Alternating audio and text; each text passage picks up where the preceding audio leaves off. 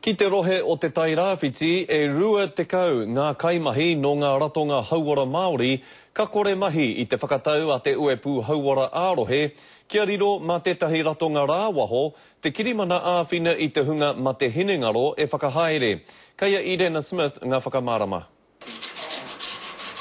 Kei te aro nui tonu ngā tangata whaiora o te ratonga hauora o Tūranga, ki te whakaora I a rātou anō. Ke taia te pēhea I roto I ngā nekehanga hau, kei mua I a rātou. E pai rāwa atu nā kaimahi, nā mahi mō ngā tangata whaiora, kāreo e pirangi ki te hara mai a Challenge Trust ki konei, whakararuraru I a mātou. Kua tukuna te kirimana whakaora I te iwi whaiora o te tai rāwhiti ki tēnei ratonga rāwaho no Tāmaki Makaurau. Ko te ani pā ka ngaro ngā kaupapa kua tutuki ke I ngā ratonga hauora Māori. We believe that we've done a lot of positive things back in our community, and when we see this decision from the board is really like a kick in the guts.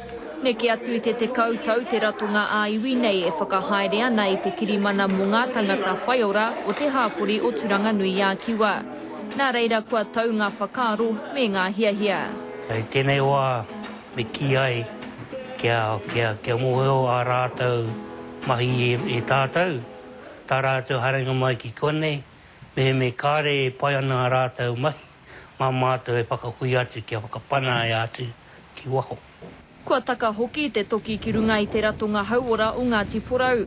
Kua whakakorea ētahi o a rātou kirimana kaupapa Māori e te poari hauora ārohe.